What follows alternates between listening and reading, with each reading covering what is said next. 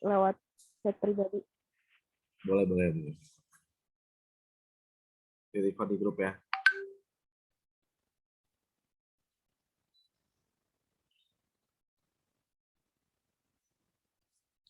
Nah ya, kegiatan modul Nusantara yang sedang saya ikuti teman-teman.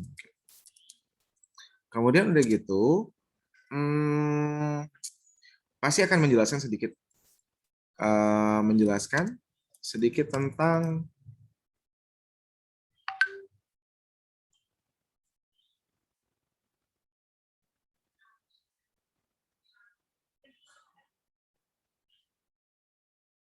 menjelaskan sedikit tentang apa teman-teman? Tentang kegiatan modul Nusantara. Nah, itu ya. Gitu. Ini kemudian yang ketiga, menjelaskan sedikit tentang kegiatan modul Nusantara. Modul Nusantara itu kenapa? Ya, kegiatan modul Nusantara sedang saya ikuti, menjelaskan sedikit tentang kegiatan modul Nusantara, dalam artian kegiatannya itu apa saja, baru mungkin di tesisnya, ini karena menjelaskan tentang kegiatan itu akan beberapa kalimat teman-teman, baru mungkin tesis statementnya, saya akan mungkin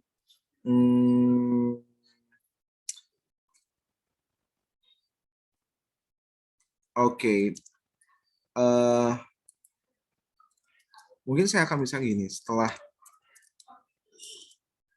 setelah beberapa pertemuan saya mengikuti kegiatan ini, saya sangat merasa bahwa Indonesia itu beragam dan sebagai umat antar beragama kita harus menumbuhkan rasa toleransi kita. Itu mungkin teman-teman. Nah, kata kunci di sini mungkin bagi saya tuh Indonesia tuh dari kegiatan ini beragam dan sebagai umat beragama kita harus menumbuhkan rasa toleransi kita.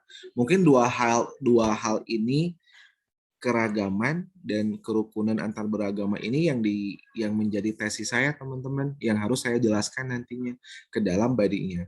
Kemudian ini kita ngomongin tentang feeling.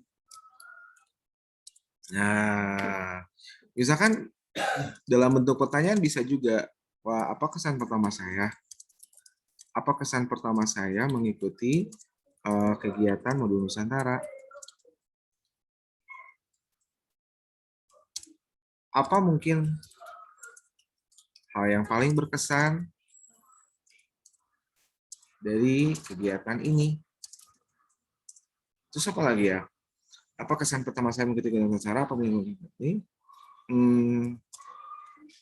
Kegiatan apa? Waduh.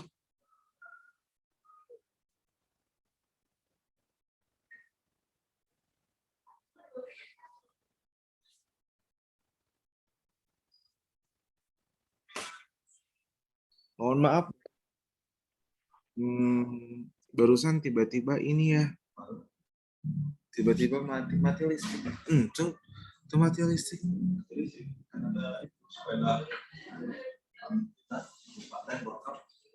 Oh. Nyala lagi. Ya, mohon maaf ya. Tuh, saya tadi dari mana ya, guys? Wah, tiba-tiba menghilang ini tadi whiteboard-nya. Nah, gitu. Mungkin sekilas ya, biar. Nah, intinya gini, Vin. Kalau saya gitu, tips-tips saya mah, bukan tips sih, hal yang saya kerjakan. Mau nulis jurnal, mau nulis, itu yang bikin kerangka dulu lah. Kerangka yang paling penting menurut saya. Kerangka yang paling penting. Kayak drafting gitu ya, Pak? Iya benar, kayak kerangka yang paling penting. Cuma kalau kerangka itu kan dalam essay namanya outline tuh teman-teman. Kalau kerangka itu kan dalam bahasa Inggris namanya outline. Tapi sudah outline ini dikembangin jadi drafting, teman-teman. Nah, mungkin maksudnya dalam yang tadi saya contohin ke teman-teman itu bentuk outline. Bentuk outline, kemudian sudah outline-nya udah jadi, baru saya drafting, saya nulis dulu. Saya nulis hal-hal yang sesuai dengan outline atau outline kerangka yang saya kasih, yang kayak saya bikin. Udah bikin outline itu, kemudian dituliskan jadi drafting. Udah drafting, nanti saya baca lagi. Kalau ada revisi, ada apa, itu masuknya di sana. Itu. Kalau saya gitu, selalu saya gitu. Ya. Terus ada juga nih teman-teman, saya mau ini nih, mau share ke kalian tentang plagiarism. Ini plagiarism. Nah ini hal-hal yang apa yang harus kita hindari teman-teman tentang plagiarism atau plagiarisme. Nah, cara menghindarinya bagaimana? Parafrase. Misalkan kalian ingin apa namanya tuh? Ingin mengutip. Jika kalian ingin mengutip sebuah pendapat orang lain, misalkan si A ini dia defines tentang feedback misalkan. Nah, kalau kalian langsung masukin pendapatnya, kalian copy paste ke dalam karya kalian, itu bakal kena plagiarisme.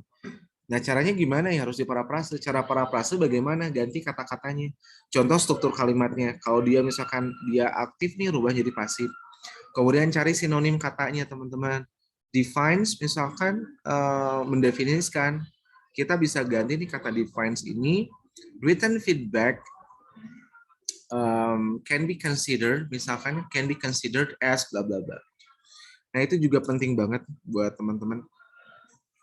Jadi citation juga ya, nanti saya sekilas deh kasih materi tentang citation karena saya kira penting juga buat teman-teman ketika citation itu.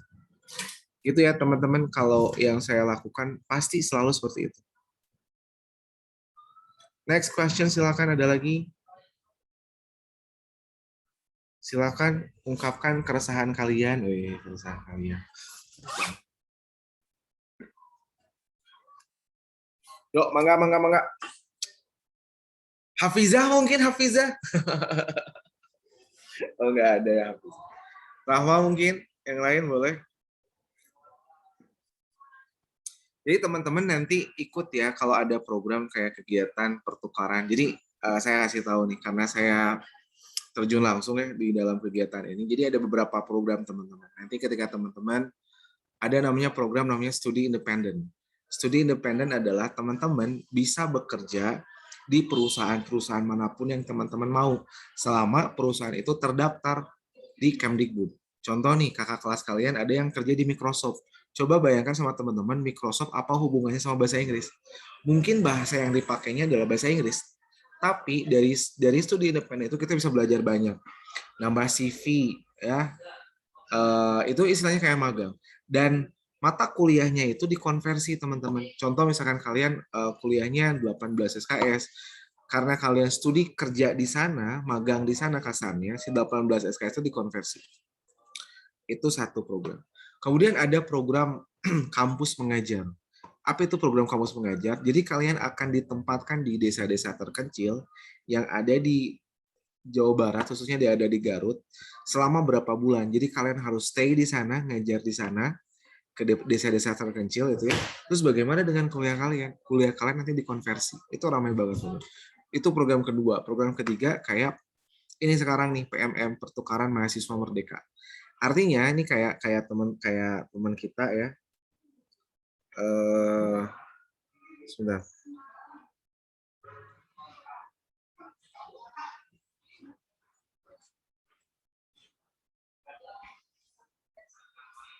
Ya, kayak misalkan kayak tadi tuh. Jadi kalian bisa memilih kampus untuk kalian belajar selama 1 semester. Itu menarik banget. Mungkin teman-teman dulu waktu SMA saya pengen kuliah di ITB, pengen ngerasain gimana belajarnya di ITB. Kalian bisa milih loh ke ITB. Itu loh ya. Itu berbagai contohnya. Dan dosennya pun bisa juga ikutan. Nah gitu guys, sedikit. Jadi memang kalau curhat dikit, programnya tuh banyak ya teman-teman. Kampus Merdeka itu Madu Nusantara, sehingga saya kelabakan nggak ada hari liburnya. Jadi gitu. Gitu sedikit, mudah-mudahan tertarik, harus tertarik ya, biar Nanti apalagi kalau teman-teman misalkan, Pak saya pengen kuliah beasiswa S2, Pak saya pengen beasiswa kuliah ke luar negeri, itu dilihatnya dari CV-nya dulu, kalian aktif, ikut program pemerintah, itu kan jadi pertimbangan nilai plus. Pokoknya intinya diusahakan jangan kuliah Pak, pulang lah intinya gitu. Oke, Vina oh, silakan. Pak itu yang mahasiswa PMM yang itu kan udah aku sharing, tapi Ya, nggak masuk, tapi online WA-nya. Tapi oke, gimana? udah nggak apa-apa. Itu nanti masuk absen apa gimana? Login Eh, apa tidak? paling nantilah itu mah urusannya sama saya. Karena Vin, untuk yang PMM ini nanti Oh hubungannya iya. langsung sama PIC-nya kampus, person in charge atau orang yang Oh bertanggung iya, Pak. jawab langsung. Gitu, Vin. Siap, thank you, Vin. Siap, Iya. next, silakan. Ada lagi yang mau nanya? Boleh, boleh. Kalian ke kampus hari apa? Hari Selasa, Pak. Wah, hati-hati hari Selasa banyak penutupan jalan tuh. Ada penutupan jalan. Bakalan online, Pak, atau gimana ya? Nah, kemarin tadi bahas loh sama Miss Ente, mana ya? Di grup English Education. Hmm.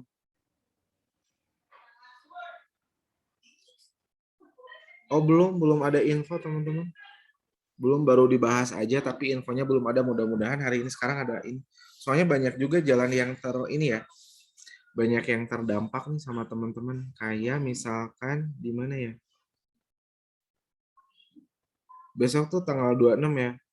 Jalan Ahmad Yani, Ciledug, Sukadana, Bratayuda, Sudirman, Bundaran Suci, Karangpawitan, Wanaraja, Leuwi Goong, Cibatu, Kadungora, Leles, Tarogong, Hampor, Samarang, itu jam 5 sampai jam 12 siang itu ditutup jalannya. Jadi harusnya, bener sih harusnya jadi online ya. Ya mungkin ya, harusnya jadi online, tapi nggak tahu juga sih. Lihat besok aja. Gitu guys, yuk tentang ini silahkan.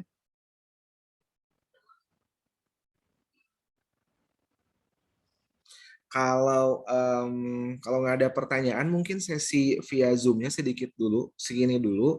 Sekarang silakan teman-teman untuk mendrafting dulu atau cari topik-topik dulu yang memang kalian dapetin hari sekarang. Udah gitu nanti coba kayak tadi saya bikin coretan-coretan kayak gitu. Nanti ke grupin ya. Topiknya apa? Bebas. Topiknya kayak refleksi aja, refleksi. Jadi kalian udah ada kegiatan apa, kalian ada pembelajaran apa, kemudian direfleksikan. Banyak. Yang pasti bakal menarik banget dan menurut saya ini Pak, akan. itu yang tadi Yang mana, Vin? yang Bapak tulis yang tips and trick itu Iya, boleh dikirim ke grup, Pak. Tadi ini nggak boleh di screenshot soalnya. langsung hilang loh. Serius. Coba saya ketik ya. Coba saya ketik dulu. Iya, Pak, nggak apa-apa, Pak. Saya ketik dulu.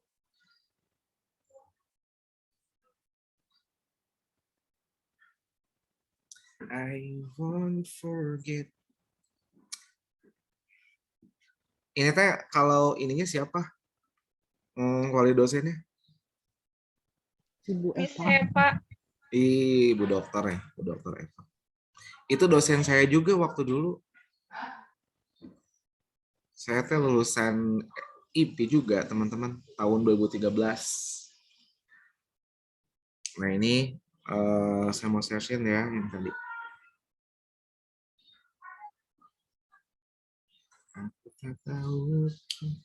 Oke, saya mau ini, yuk teman-teman kita bareng-bareng bikin kerangka untuk sebuah reflective learning. Atau gini aja dulu. Ini stop share, kita new share.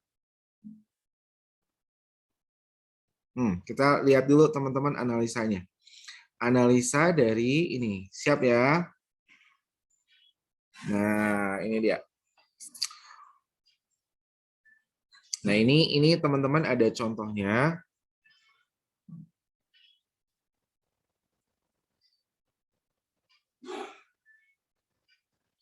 Oke. Waduh.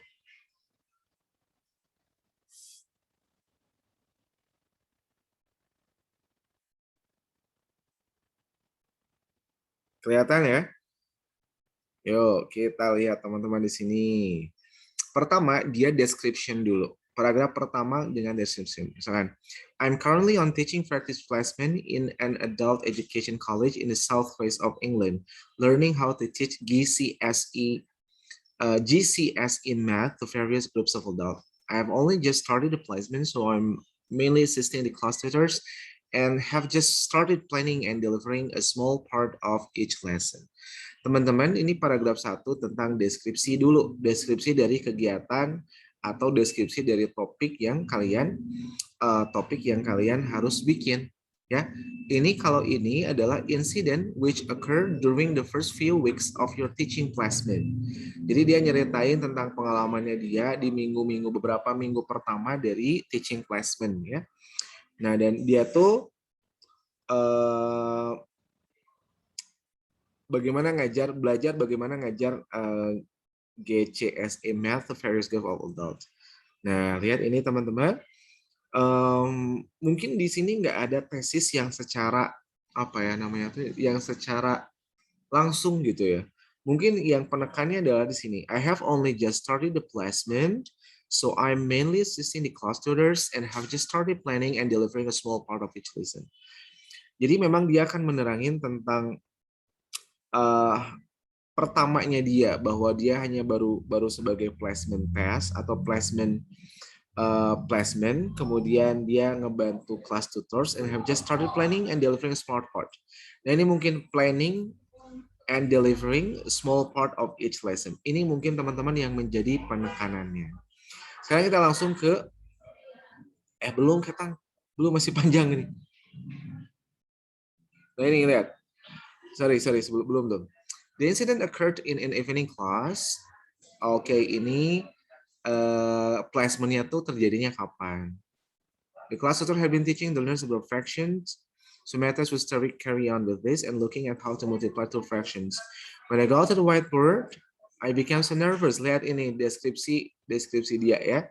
Ini lebih ke feeling ya. When I got to the whiteboard, I became so nervous so that I could not start speaking to the group. I fumbled about with my papers and pen, stumbled over my first sentence, so that it did not make sense. The students were quite understanding, as they are all mature students who are aware that I'm new to teaching and I'm nervous. But the class teacher snapped at me to stop being ridiculous. She came out to the front of the classroom and took the lesson over from me. And I sat at the back of the room trying not to cry. I allowed the session as soon as class over and did not speak to anyone.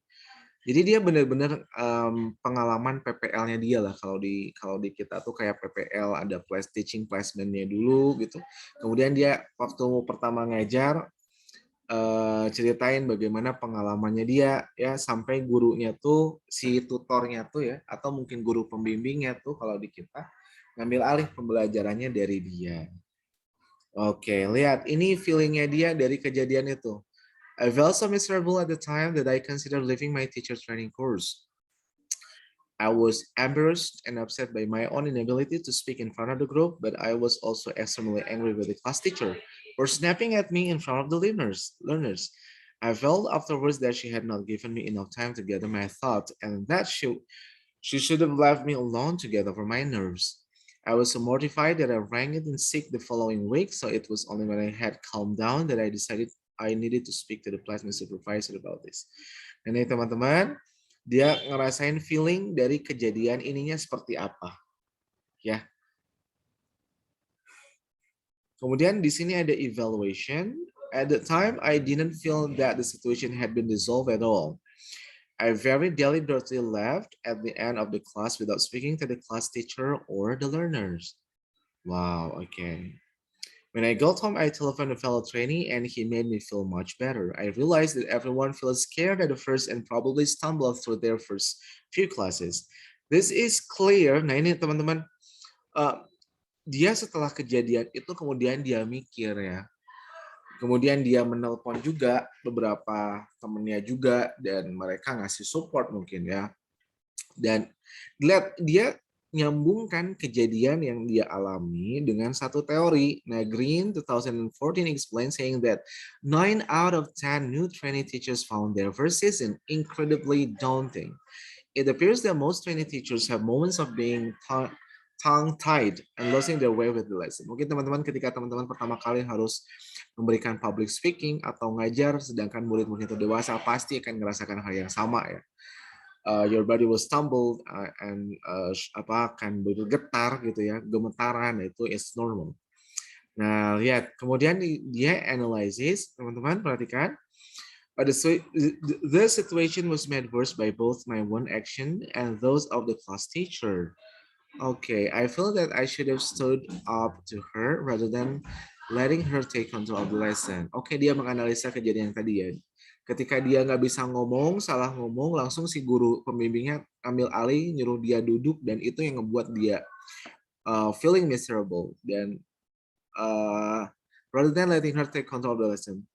And that I should have spoken to her immediately after the lesson about how was I feeling. Memang salahnya dia tuh langsung meninggalkan kelas aja ya setelah kejadian itu. Dealing with situation like this immediately is preferable, as Cooper 2011 points out. Instead, I spoke to my placement supervisor several days later and didn't see the class teacher again until a formal meeting consisting of myself, the teacher, and the supervisor. Nah, juga pendapat juga ya, dia memberikan pendapat juga bahwa the placement supervisor several days later, I didn't see the class teacher. Oke. Harusnya ada pertemuan langsung nih antara dianya sebagai trainee-nya, kemudian ada tutor sama supervisornya juga. Oke. Nah, lihat dia menganalisa juga, the teacher's action also made the situation worse because she didn't give me time to overcome my fears and she deliberately embarrassed me in front of the class. Dia menganalisa juga hal yang dilakukan sama si guru itu, bahwa dia tuh hanya membuat malunya dia, tidak menyelesaikan masalah gitu. Ya. Oke, lihat ini harusnya setelah dianalisa si gurunya juga mikir harusnya dia tuh langsung ngomong aja ke dia tentang how he was feeling at the time. Lihat conclusion. In retrospect, I would do several things differently. I should have spoken. Nah, lihat ini apa yang dia pelajari, teman-teman. Dia tuh harusnya langsung ngomong langsung setelah kejadian itu, ya, dan mengungkapkan pendapatnya. Kemudian dia tuh harusnya berani juga dan berdiri gitu. Artinya terangin aja gitu, walaupun mau gemetaran, mau gimana, it's normal. Nah gitu ya. Nah ini kejadiannya, ini pembelajaran yang dia alami. Kemudian di action plan, in future I will make sure to build up more of the relationship. Nah ini di action plan itu apa yang dia pelajari, kemudian rencana apa selanjutnya agar hal itu tidak terjadi lagi, agar dia tidak nervous, agar dia tidak ada masalah dengan tutornya, apa yang dia harus lakukan. Gitu guys, ini gambaran dari sebuah reflective writing atau reflective essay yang mungkin teman-teman nanti bisa modifikasi agar tesis statement-nya lebih jelas ya di bagian akhirnya. Gitu teman-teman. Silakan pertanyaan dari ini. Nanti ini file-nya udah saya kasih sebetulnya ya. Udah ya teman-teman, di grup sudah saya kasih, silakan nanti teman-teman boleh dibaca.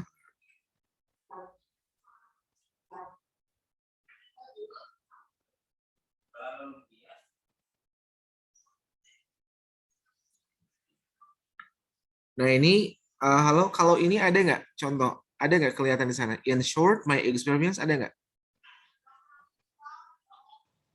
Halo guys? Ada, Pak. Ada. Nah ini kalau ini jelas nih. Kalau ini jelas tesis statementnya. In short, my experience as an English major at Berry has been an enriching one that has prepared me both professionally and personally for the years after graduation. Jadi kalau ini tesis statementnya jelas teman-teman, bahwa pengalaman dia belajar bahasa Inggris di Berry itu telah berkontribusi terhadap keilmuan dia dan terhadap personally dia, teman-teman. Nah ini contohnya. Nah ini tetap paragraf pertama itu tentang ini juga. Saya coba kasih ke teman-teman ya tentang ini. Oke, silakan teman-teman, boleh tanyain. I won't forget. Mangga.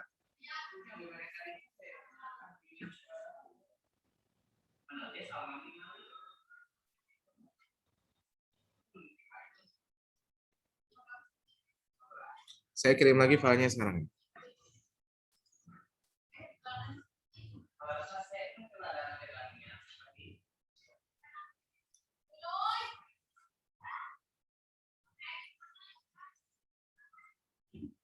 Sebentar guys, sebentar.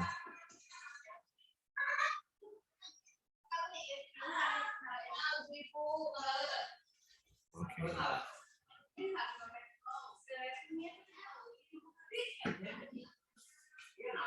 Mungkin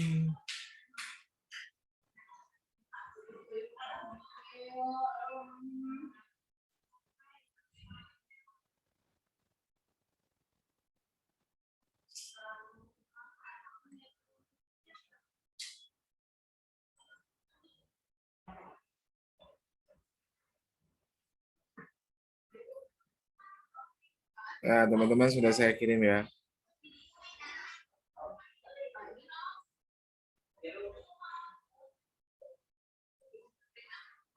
Oke, silakan ada pertanyaan. Kalau nggak ada langsung guys ya. Mulai. Minimal sampai malam ini mah cuma kalian harus nyari topik dulu guys. Jadi kalian nyari topik dulu sama coret-coret outline-nya apa. Oke? Nanti maksimal besok malam boleh dikiriman ke saya. Boleh dikirim di grup ya. Di grup. Jadi kalian dokumen di grupnya langsung aja di grup kita. Oke, teman-teman, kayaknya itu dulu buat sesi materinya hari ini. Saya ucapkan terima kasih banyak bagi teman-teman yang telah datang di pertemuan kita hari ini. Saya juga udah record, jadi mungkin nanti saya akan upload ya teman-teman ke YouTube. Mudah-mudahan pembelajaran hari ini ada suatu hal yang kalian dapatkan. Reflective learning. Ya, ini ya mudah kok reflective. Menurut saya reflective learning itu gampang. Jadi apa aja kegiatan kalian yang kalian tuh ngerasa ada pembelajarannya, diceritain ke narasumber, diceritain ke reader itu. Itu jadi reflective. Karena namanya refleksi berarti ada something you learn from that event, something you learn from your experience gitu aja. Gitu ya. Kayak misalkan saya bisa nggak gini, saya tuh mau nyeritain kegagalan nikah saya. Ya bisa teman-teman, karena kan ada pembelajaran di sana. Nah itu jadi reflektif juga kan. Berarti kan saya teh harus gimana biar nggak gagal nikah lagi gitu. Gitu teman-teman, silakan nanti di ini silakan sekarang diaktifkan kameranya ya.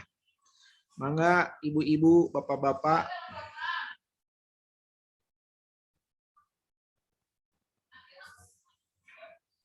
Pak, mohon maaf Pak, mau bertanya dulu.